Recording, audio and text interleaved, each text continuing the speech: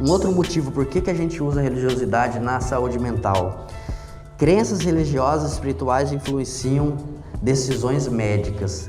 É como eu falei para vocês, a nossa sociedade ela tem uma base religiosa muito grande. As leis jurídicas, elas migraram, a doutora tá aqui, ela sabe, de muita coisa religiosa. A lei que os homens usaram foi a Tora, que é uma continuação que foi continuando o Velho Testamento, depois agora a Bíblia Sagrada. E era a lei, tanto religiosa quanto jurídica da época. Então, a religião, ela está encarnada na gente e muitas vezes a pessoa nem pratica a religião, mas a vida dela é pautada. Eu vou dar um exemplo para vocês como a religião pode ter muito conflito com a ciência. Existem religiões que não aceitam transfusão de sangue. Vocês aceitam, tranquilamente. Tem religião que não aceita. Por exemplo, eu acredito que o Testemunho de Jeová, eles não aceitam transfusão. E nós médicos, nós temos isso direto. Esse confronto, esse conflito, tanto ético, jurídico e religioso.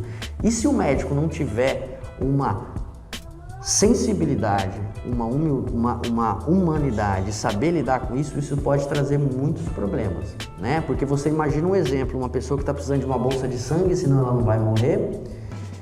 E aí você, como médico ali, aquela pessoa morrendo, e o pai dela não aceita, porque a religião deles não aceita. E isso é um conflito religioso, ético, médico muito grande. Então, se o profissional de saúde não tiver essa sensibilidade, ele não souber fazer esse manejo, isso traz muito conflito, tanto da parte do paciente quanto dos médicos, tá bom? Outra coisa, crenças e práticas espirituais e religiosas estão relacionadas a uma melhor saúde e qualidade de vida. Isso aqui é óbvio, foi o que eu falei para vocês. Praticamente todas as religiões, não todas, mas a maioria das religiões sérias, elas induzem você a ser uma boa pessoa. Dificilmente uma religião vai induzir você a comer muito, a beber muito álcool, a fumar. É muito difícil. É muito difícil. A maioria das religiões, elas vão falar para você: come menos carne, tira um dia da semana para descansar e refletir. Cuide do seu corpo. Uma teoria que as religiões têm muito, que é muito interessante para a gente, para a nossa saúde, é que o nosso corpo é um templo sagrado. Muitas religiões falam isso, nós somos um templo do Espírito Santo. E um templo tem que ser cuidado, né? Então, quando você come demais, com gula, só para satisfazer o seu desejo carnal, quando você bebe muito álcool, quando você não faz exercício, quando você não bebe água, quando você não dorme direito, você está profanando o seu templo. Você tem que cuidar com carinho.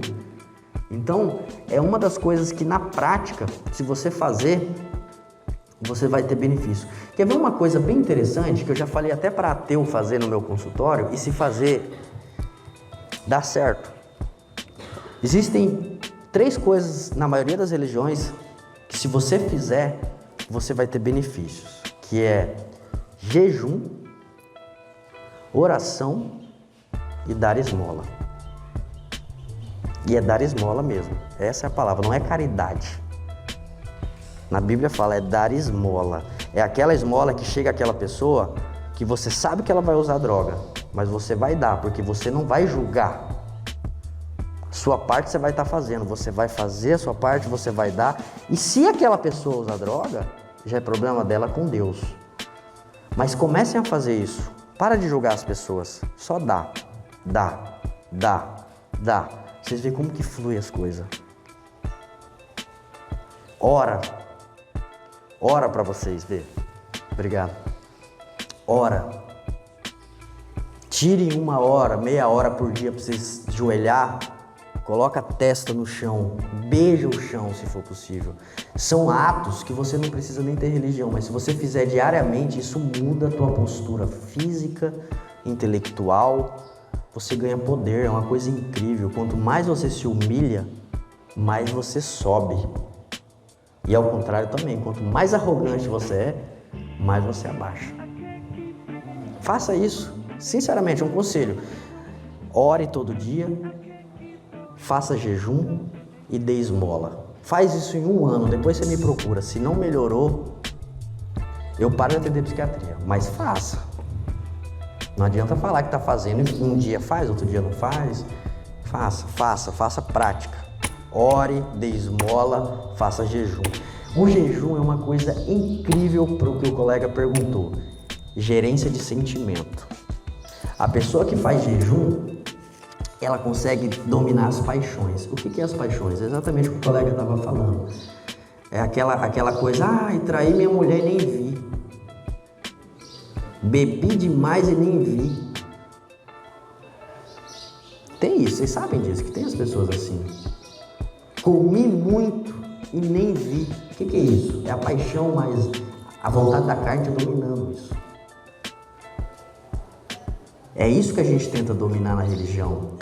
E a única prática que faz isso, a gente controlar isso, é o jejum. Jejum tem toda uma prática. Começa aos poucos. Não adianta você que nunca jejuou tentar jejuar 6 horas. Vocês vão passar mal. Começa a jejuar pouco. E vai aumentando. Vai aumentando. Agora consagre para Deus. Tem o jejum estético também. Não vai fazer isso, porque é o diferente. Consagrem para Deus, consagrem para Jesus, o Jesus de vocês, mas faz a diferença. Isso em qualquer religião. E eu digo até para vocês, até o ateu, se ele fizer jejum, dar esmola e orar, a vida dele vai para frente. É incrível, é incrível. A religião é isso. Religião não é só espiritual, não é só historinha, é prática. Existem vários estudos que vêm provando isso. Eles fizeram um estudo com 90 mil freiras. Eles pegaram essas freiras assim que entraram na instituição religiosa, no convento, e acompanharam por muitos anos.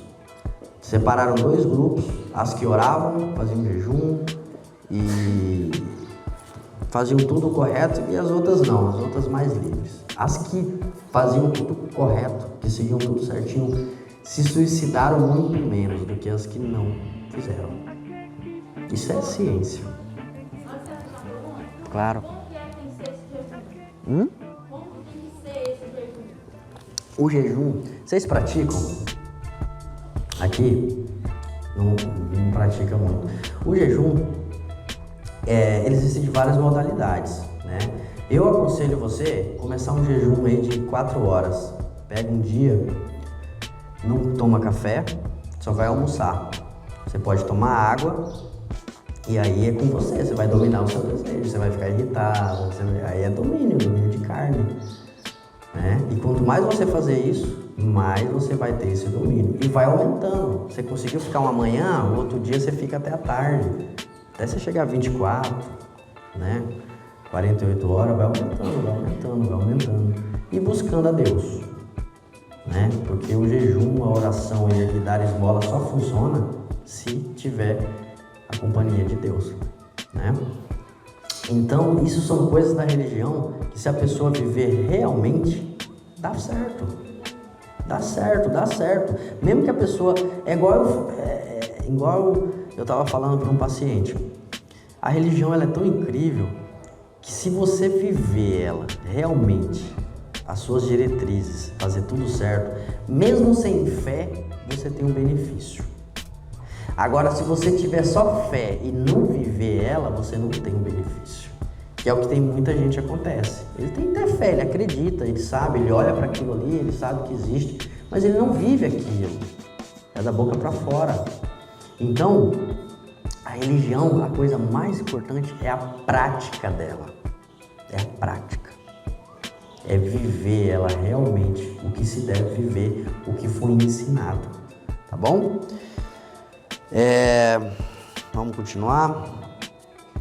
Muitos pacientes gostariam que os médicos comentassem suas necessidades espirituais. Isso é verdade, não é? Fala a verdade, vocês como pacientes, vocês não queriam médicos que tocassem mais nesse assunto? De espiritualidade, de Deus, de entender vocês nessa dimensão, né? Vamos lá. A religião, como tudo na vida, ela pode ser boa, mas se ser mal usada, principalmente como o mestre ali falou, ela pode ser maléfica, ela pode atrapalhar a pessoa. A psiquiatria, ela divide isso em dois grupos. A gente chama de coping negativo e coping positivo.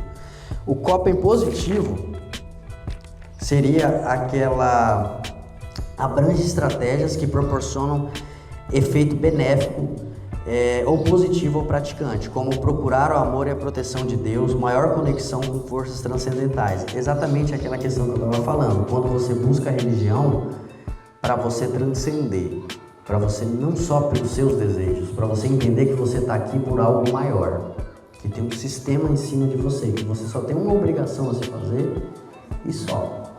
Então, quando você faz isso é positivo. Outra coisa, busca ajuda e conforto na literatura religiosa.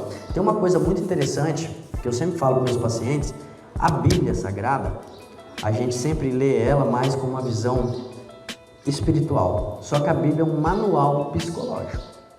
Se vocês pararem para reparar, Jesus Cristo, a vida de Jesus Cristo, nos ensinou como a gente deve viver até psicologicamente. Jesus Cristo não era ansioso, Jesus Cristo não era irritado, Jesus Cristo não queria ser sempre o primeiro, ele não chegava nos lugares e queria que ele fosse atendido primeiro, não. Ele viveu um momento de cada vez, ele teve paciência, mesmo sabendo de tudo que ele ia passar. Vocês já pararam para pensar, se vocês soubessem que vocês seriam crucificados daqui 10 anos? Muita gente não ia nem viver, já ia morrer ele mesmo de depressão, trancado no quarto chorando. Ele não, ele continuou, ele fez o evangelho dele, ele foi vivendo um momento de cada vez. E existem várias passagens que mostram isso. Tem aquela passagem que tem uma mulher que lava os pés dele com a lágrima, passa um perfume e enxuga com os cabelos. Ele estava numa casa de uma pessoa rica nesse dia. E o que o cara falou? Vamos logo, mestre, vamos jantar, né? Tipo assim, não dá moral para essa mulher, não. O que Jesus falou? Não, calma, eu gosto do cheiro, deixa ela fazer isso. Isso quer dizer o quê? Jesus vivia um momento de cada vez na sua plenitude. Jesus não tinha ansiedade. Ele está aqui com você, ele está aqui, ele não está ansioso porque ele vai jantar daqui a pouco. Ele vai viver um momento de cada vez. Jesus gostava dessas coisas. Tem passagem de Jesus que ele está em festa, ele usufruía daquele momento. Ele era um homem santo, mas ele vivia um momento fraternal. Ele estava ali com os irmãos. Então isso quer mostrar a vertente psicológica dos manuais religiosos. Se você parar para pensar, é isso que eles querem mostrar pra gente. Viva um momento de cada vez, usufrua das coisas. Se você está fazendo alguma coisa, esteja ali de corpo e alma. Às vezes, na maioria das vezes, a nossa cabeça quer sair daqui, quer foca, puxa, é esforçado. Você está presente no momento é esforço. Porque o mais natural é a gente fugir da gente, a gente não querer estar aqui, a gente está em outro lugar, está numa preocupação, está numa ansiedade, está numa angústia. Então força. O foco, estar presente, é dolorido. É trabalhoso, tá bom? Outras coisas positivas da religião: buscar perdoar e ser perdoado. Perdão é uma coisa básica para a pessoa ter saúde mental. Quem não sabe perdoar nunca vai ter saúde mental, porque a pessoa que não perdoa, ela carrega aqui, ó, no cangote o que fizeram com ela, ou aqui. Ela não vai ter paz na cabeça dela. Não vai ter paz. Não adianta, eu vou tomar remédio, não vai ter paz. Se você não perdoar o que te fizeram, esquecer, você não vai ter tranquilidade. Então, isso é uma das coisas centrais da maioria das religiões, que se você não tiver na sua saúde mental, você não vai para frente. A vivência do perdão e viver o perdão, né? Perdoar não é voltar a viver com a pessoa. Perdoar é você olhar para aquela pessoa, ver aquela pessoa e aquela pessoa não dominar você por dentro, não criar aquele sentimento de raiva, de angústia. Perdoar é isso. Perdoar é entender que fez o mal, deixa pra lá, vamos torcer a vida e ela segue a vida dela, mas é isso. Perdoar é isso. Não é carregar. Porque tem gente que quando você faz um mal para ele, ou você pisa no calo dele, pronto, acabou, nunca mais. Ele vai olhar na sua cara. Toda vez que tiver chance, ele vai jogar na sua cara. E essa pessoa não tem saúde mental. Então é uma das características da religião que traz saúde mental. Viver o perdão. Perdoar e ser perdoado. Orar pelo bem-estar de outros. Aqui está uma questão bem legal, que é a empatia. A maioria dos doentes psiquiátricos, principalmente os mais graves, com transtornos psicóticos, transtorno de personalidade, ele não tem empatia. O que é empatia, doutor? É a capacidade de se colocar no lugar do outro. O doente mental, ele não consegue ver o impacto que ele faz na sociedade. Se você falar com uma pessoa com transtorno de personalidade, você se sente desconfortável. É natural. Porque ela não se coloca no seu lugar, ela só vai falando. Ela não tá nem aí por que tá fazendo em você aquilo ali. Então, essa questão de orar pelo outro, você está treinando a sua empatia. Isso é importante, meus irmãos. Antes de qualquer coisa que você for fazer na sua vida, pensa o impacto que você vai fazer para os outros. Não vai fazendo, não. Pensa a sua palavra, o que vai fazer no outro, a sua ação, o que vai fazer no outro. Pensem, orem pelo irmão e principalmente avalie a sua ação e as suas palavras, né? Claro. No início da palestra, eu estive falando a respeito não querer entender tudo e sim aceitar, né? Procurar aceitar. Como é que é para a pessoa que tem familiares com problemas psicológicos, né? Maneira de agir, e tem transtornos, né? Como é que é para a pessoa lidar com isso? Aceitar? Porque assim, eu tive uma situação com a minha mãe, né? Ainda estou tendo ainda, estou buscando encontrar uma maneira de auxiliar ela. E recentemente aconteceu algumas coisas, né? E eu busquei um jeito de auxiliar. E como eu tive de força maior, até em questões judiciais, eu quase, né, entrei. Ela me denunciou, mas ela tem, tudo mais. E aí, em estado de surto, né? E eu tive a ocasião de levar ela em cápsula e receber que a informação de que para ela ser auxiliada, ela depende de querer. Como é que é isso? A pessoa está em condição de querer alguma coisa, no sentido de estado de surto? Depende da doença. Em surto, não. O surto psicótico, que você vê em algumas doenças, como bipolaridade, esquizofrenia, uso de drogas, pode ter surto, a pessoa não responde por ela. Não responde. Se eu, como psiquiatra, eu diagnostico um surto, eu vou pedir para conter a pessoa vai ficar contida no hospital, né? Em outras palavras, amarrada, contida, claro, com toda a técnica para não machucar ela. Ela vai ter que ser medicada, né? Ela vai ter que dormir, provavelmente, e aí ela vai fazer o acompanhamento até ela sair daquele surto. E na psiquiatria tem isso. Depende da doença, a pessoa não responde por ela. Tem que ser os parentes, tem que tomar a frente. Nesse caso, o que eu falo para os parentes? Vocês têm que tentar fazer o acompanhamento junto para aprender a lidar com eles também. Porque cada doença tem um perfil, né? E a doença psiquiátrica tem essa característica. Os cuidadores sofrem muito. Vocês não têm noção o que é ter em casa um bipolar, um esquizofrênico, um dependente de drogas. É muito triste, é muito complicado, né?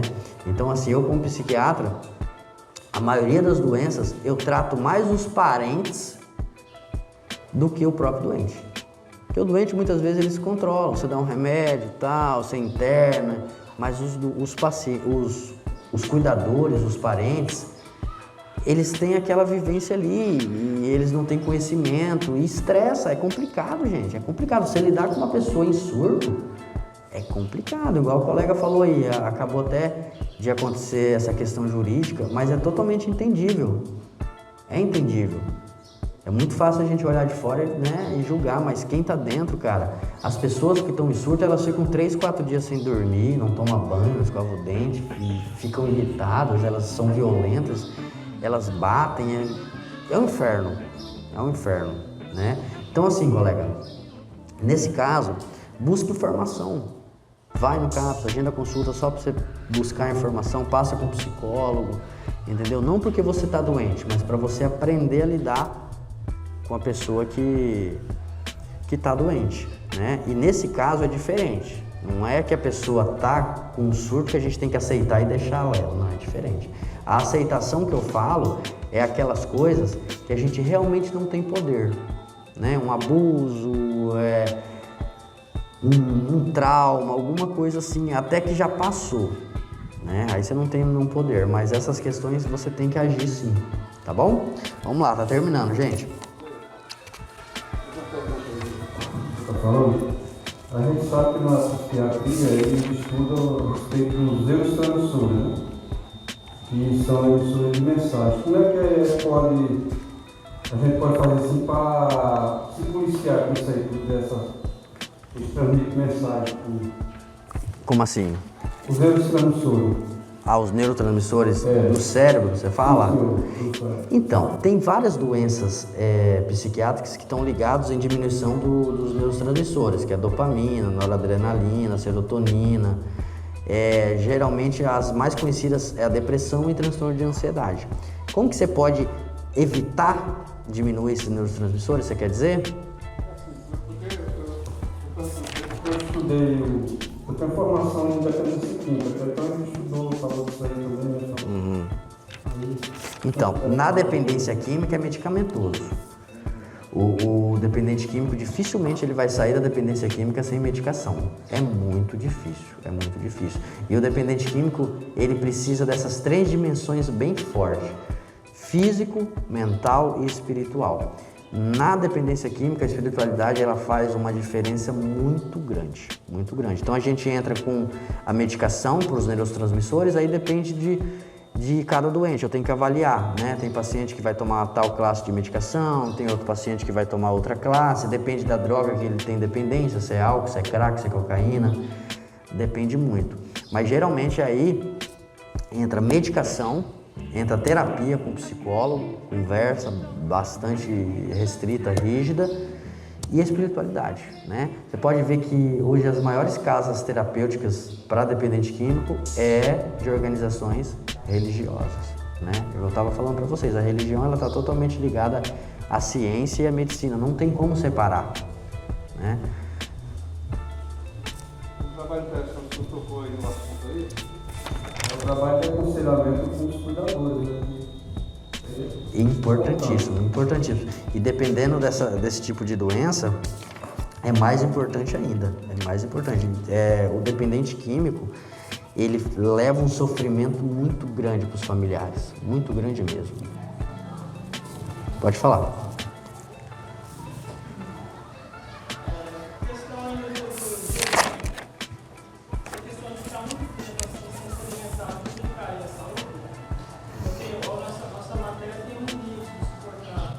Por isso tem que começar aos poucos. Tem que saber o seu limite. Agora sim, se a gente for falar entre a matéria precisar de alimento ou não, aí vai ser uma discussão de um dia todo. Eu posso te trazer vários estudos aqui que provam que passar fome faz bem. Tirem da cabeça de vocês que tem que ficar sempre satisfeito.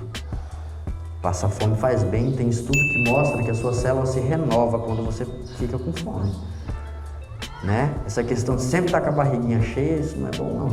Tem estudo mostrando isso. Agora, claro, tem outras... Tudo na ciência vai ter 2 visões. Vai ter cientista que apoia isso e cientista que apoia aquela outra coisa. Mas na minha visão, na minha experiência, na minha vivência, eu tenho uma vivência religiosa muito grande. Os meus pais são evangélicos. Sempre me fez bem, e aí depois que eu comecei a estudar e ver os estudos, eu vejo que faz bem. Você tem que passar por esse sofrimento, você tem que... É como eu estou falando para vocês, a gente não pode ficar satisfeito todo o tempo, a gente tem que ter angústia um pouquinho, a gente tem que abraçar a dor, Esse negócio de ficar confortável todo o tempo é uma das coisas que mais provoca medicação,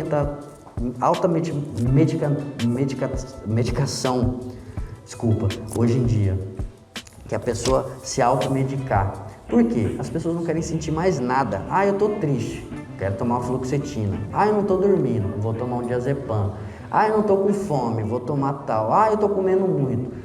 Para, cara. Pô, você vai ficar dependendo de uma química toda hora? Não, você vai passar fome, passa fome. Entenda seu corpo, entenda seu limite. Claro que vai ter uma hora que vai ter um limite, você coma, faça devagar, né? Vai fazer exercício. É como eu falo pra vocês, não tem como separar as esferas. A gente é mental, físico e espiritual. Não adianta você vir também para a igreja todo dia e você não fazer nada de exercício físico, porque você tem uma alma aí. Mas para carregar essa alma, você precisa de uma carcaça, você tem um espírito aí. E essa carcaça é seu corpo. E esse seu corpo, ele está apodrecendo e morrendo todo dia. Então cuida dele. Cuida dele. Não adianta fechar os olhos para isso. E o cuidado, ele passa com sofrimento. Exercício físico é gostoso? Não. O cara que falar que gosta de fazer exercício físico, ele tá mentindo. Ou é politicamente correto, só para falar que é o bambambam. Não é gostoso. Gostoso é comer chocolate e assistir Netflix. Fazer exercício não é bom. Ler é gostoso? Não é gostoso. Pega esse livro aqui, vai ler pra você ver. Olha o tamanhozinho dessa letra aqui, depois de 2 páginas, você começa a dar náusea. Não é gostoso não. Orar é gostoso? Pode ser depois que você tem uma prática, fica gostoso, mas no começo... Claro.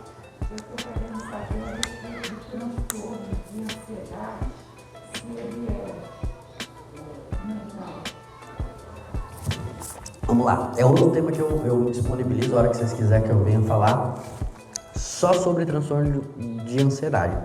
Tem o tema que o colega falou muito interessante, gerência de sentimento, um tema, transtorno de ansiedade que a irmã está falando aqui agora, que é muito interessante. Eu vou dar uma pincelada rápida. Ansiedade não é doença, ansiedade é um sentimento natural. Todos nós sentimos ansiedade, igual eu estava falando, angústia, fome, desconforto. Isso são sentimentos que é natural do ser humano, né? Por que a gente sente ansiedade? Para você entender a ansiedade, você tem que entender quando a gente foi criado. A gente foi criado em um tempo que não tinha comida, né? A gente foi criado em um tempo que a gente tinha que se proteger contra os outros animais. A gente não tinha essa proteção toda. A gente não podia ficar assim, exposto. A gente ficava só em caverna, preso, e com medo de alguém pegar a gente, de algum animal maior. E à noite tinha que sair para caçar. Então criou esse sentimento, a natureza criou esse sentimento para te deixar mais esperta, mais viva, mais focada.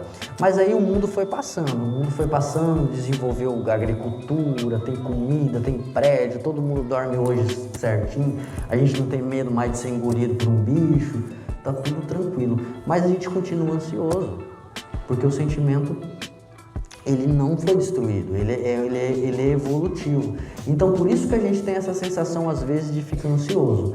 Agora, a ansiedade, ela tem um limite. Quando ela passa de um limite, ela se transforma em um transtorno de ansiedade. Aí é doença. Quando esse limite chega e vira um transtorno de ansiedade, aí existem vários tipos de doença dentro do transtorno de ansiedade. Transtorno fóbico, transtorno de estresse pós-traumático, transtorno de ansiedade generalizada, fobias, todos esses são transtornos de ansiedade. Aí para fazer o diagnóstico tem que sentar, tem que analisar, tem que fazer o acompanhamento. Mas mais ou menos é isso, tá? A ansiedade é normal, todo ser humano sente, só que tem um certo limite. Quando passou desse limite tem que sentar para fechar o diagnóstico, né? E aí a gente tentar fechar o tratamento. Mas geralmente é isso. Mas eu me disponho uma hora que vocês quiserem, dá pra gente falar um dia só de depressão, só de ansiedade, só de gerência de sentimento. Saúde mental é maravilhoso. O que eu tô fazendo com vocês aqui, eu vou fazer em outros grupos religiosos. Eu quero fazer uma reunião com os católicos, eu quero fazer uma reunião com os evangélicos. Inclusive, Futuramente eu estou pensando em começar a fazer entrevistas com os líderes religiosos, cada um na sua crença, cada um nos seus ensinamentos, o que podem falar, né? Claro. Para quê? Para a gente mostrar para a sociedade que a religião sim pode ser bem usada. A religião, quando ela é bem usada, ela é uma ferramenta maravilhosa para a saúde mental. Mas é mais ou menos isso, tá bom, irmã? Então vamos lá. Terminando. Ok? Pode falar. Mas se for puder esclarecer um pouco mais, para mim entender melhor, quando a gente chega a receber um julgamento, uma coisa que a gente não praticou, não fez. Como que eu lido com isso? Na minha mente, assim, como é que eu posso trabalhar para poder resolver essa situação? Você não trabalha, você solta. Não tem o que fazer, filha. A gente está aqui nessa terra, a gente vai morrer sendo pisoteado, ofendido, cutucado. Essa é a questão. Você não trabalha, você não tenta explicar, você não vai lá, você deixa, ora para aquela pessoa. Quer um conselho bom? Ora. Joelha seu pé no chão, pede perdão para Deus. Se você sabe que é mentira, pronto, acabou. Uma das coisas que deixa a gente ansioso é exatamente isso, a gente tentar mudar a opinião das pessoas toda hora. Tem cara que não vai gostar de você mesmo, é natural. Ninguém agrada a todo mundo. Você acha que todo mundo gosta do doutor aqui? Não. Tem gente que fala mal de mim, fala que eu sou arrogante, que eu sou chato, que tererê. E você acha que eu ligo? Eu não ligo, meu irmão. O outro dia, se eu ver essa pessoa, eu vou abraçar ela, vou amar ela do mesmo jeito. Se eu precisar, eu vou ajudar. Se ela precisar, eu vou ajudar ela. E é isso que a gente tem, é o que nos resta. Não tem como trabalhar isso, não tem como você ir lá e mudar a opinião do outro. Às vezes até tem, mas vai desgastar você. Pra quê? Só pra mudar a opinião do outro que não gosta de você ou que te contou uma mentira? Deixa rolar. Falem, vão falando de mim aí, ó. Falem bem ou falem mal aquele negócio, mas falem de mim. E é a vida, mas é a vida, não vai ter, o ser humano é assim. Gente, aonde tem ser humano vai ter picuinha, vai ter contenda, vai ter fofoca, vai ter nego que faz panelinha, que não gosta da outra panelinha, entendeu? Vai ter briga de território. Nós somos territorialistas. Vocês querem ver como o ser humano é territorialista? Vocês casados, pegam uma mulher, uma amiga de vocês e leva na cozinha da esposa de vocês. Fala pra ela cozinhar lá. A esposa de vocês na hora fecha a cara. Por quê? Porque aquilo é o território dela. A cozinha da casa de vocês é o território da esposa de vocês. E é isso mesmo. Não adianta bater. Quem vai entrar lá é a mãe dela, no máximo a tua mãe. Uma outra mulher que for entrar na cozinha vai ter que ser aval dela. Ela vai lá, vai deixar para... Agora, se isso acontece na cozinha da nossa casa, você acha que dentro de uma igreja não vai acontecer? Toda hora tem gente querendo dominar. Isso é natural.